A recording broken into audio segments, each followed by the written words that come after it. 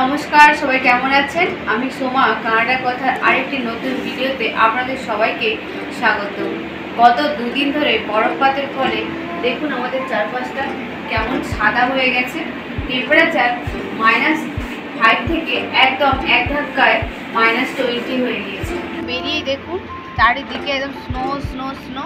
তবে এই এন্ট্রান্সগুলোকে ক্লিন করে দিয়েছে স্নো মেশিন এসে। আর সকালে যখন আমরা এখানে আসি দেখতে, তো এখানে পুরো এক আঁটি বরফ ছিল।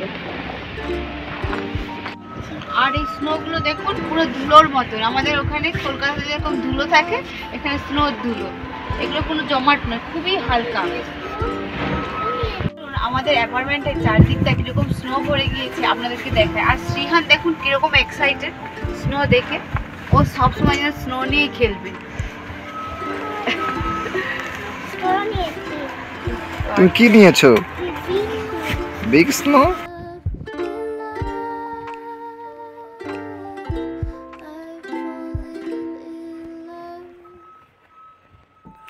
আর এখানে দেখুন পুরো যেন বরফের পাহাড় তৈরি হয়ে গেছে ছোট ছোট।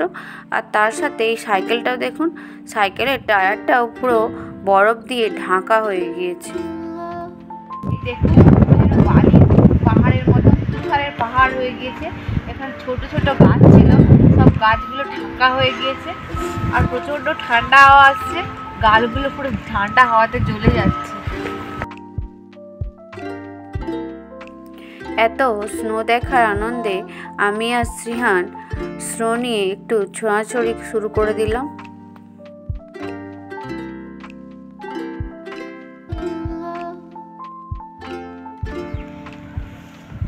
এত স্নো হয়ে গিয়েছে, স্নোর মধ্যে হাঁটতে হাঁটতে দেখুন পাগুলো যেন স্নোর মধ্যেই ডুবে যাচ্ছে।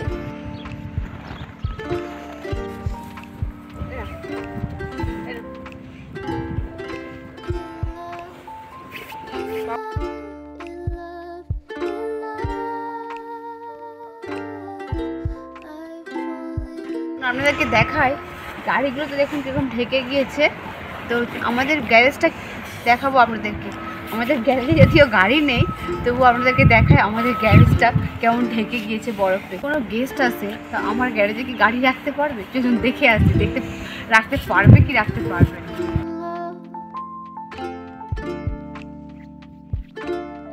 দেখুন এই চিকচিক করে উড়ে উড়ে বেড়াচ্ছে, এত হাওয়া দিচ্ছে তো স্নোগুলো পুরো উড়ে উড়ে আসছে, চোখে মুখে এই চশমাতে পুরো ভরে যাচ্ছে।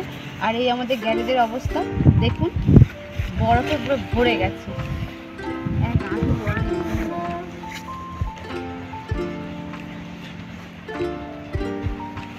আমার তো খুবই ভালো লাগছে, প্রথম স্নো। কিন্তু সবাই বলে দেখতে দেখতে ফ্রাস্ট্রেশন হয়ে যাব, কিন্তু আজকে আমার খুব ভালো লাগছে। ফ্রাস্ট্রেশন এখন হচ্ছে না। শ্রীহানও মজা নিচ্ছে, দেখুন ও একটা ছোট্ট স্নোম্যান তো।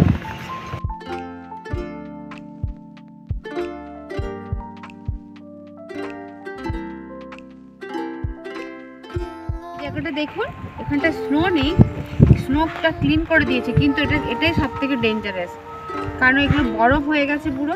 আর হাঁটতে গেলে আপনি স্লিপ খাবেন, আছাড় খাবেন, তাই জন্য আপনাকে খুব স্লো স্লো হাঁটতে হবে। স্লো স্লো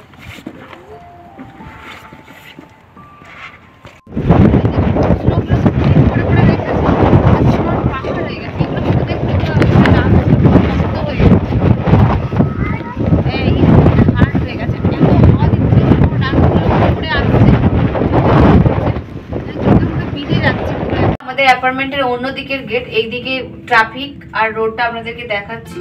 এখানে এই দিকটা কেমন ভাবে বরফে ঢেকে গেছে, আসুন দেখাবো।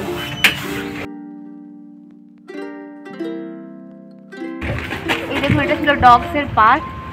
কতটা বরফ জমে গেছে ডগস এর পার্কটাতে। প্রচন্ড হাওয়া, ঠান্ডা লাগছে, কিন্তু যেহেতু এত তুষার প্রথম দেখছি, মানে অন্যরকম অনুভূতি, যেতে ইচ্ছে করছে। ঠান্ডা লাগছে। শ্রীহানেরও সেম। শ্রীহান তুমি ঘরে যাবে? ঘরে যাবে না বলছে, ওই স্নোতেই থাকবে। কিন্তু দেখুন কেউ লোক নেই, সবাই গাড়ি নিয়েই যাতায়াত করছে, কিন্তু আমরা বাইরে বেরিয়ে পড়েছি। কলকাতাতে যেরকম ধুলো ঝড় হয়, এখানে স্নো ঝড় হচ্ছে।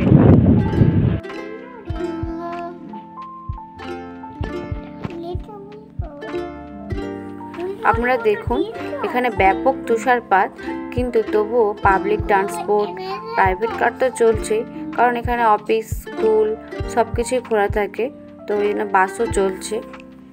What is the bus number, Kochu?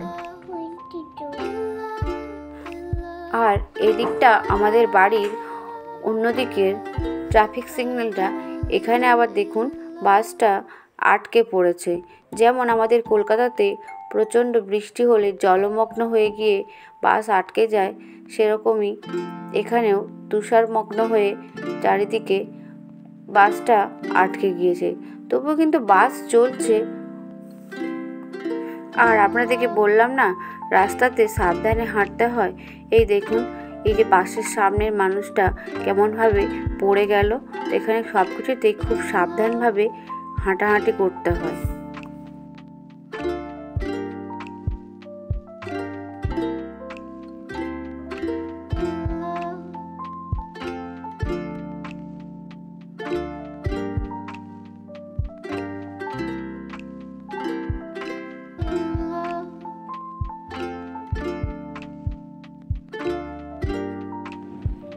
আর এই সামনের বাড়ির ছাদগুলো দেখুন একই রকম দেখতে লাগছে না?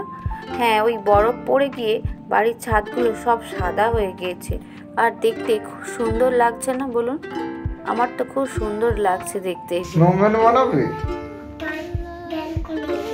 ব্যালকনিতে স্নোম্যান বানাবে।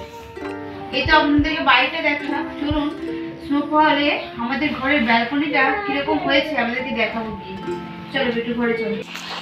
আর আপনারা দেখুন এই যে ব্যালকনিতে আমার কত বরফ জমে গিয়েছে। ক্লিন করে দিয়েছিলাম, আবার যেহেতু হাওয়া দিচ্ছে তাই হাওয়াতে উড়ে উড়ে এসে পুরো সাদা বরফের চাদরের মতন বিছিয়ে দিয়েছে। খুব সুন্দর দেখতেও লাগছে ব্যালকনিটা।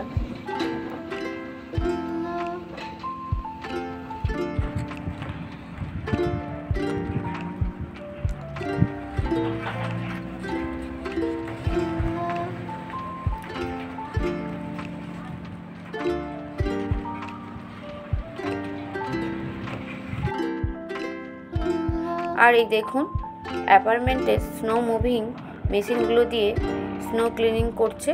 এগুলো এখানকার নিজস্ব অ্যাপার্টমেন্টে। এই যেহেতু স্নো ভরে যায় চারিদিকে, তো স্নো ক্লিনিং মেশিন দিয়ে স্নোগুলোকে ক্লিন করে দেওয়া হয়।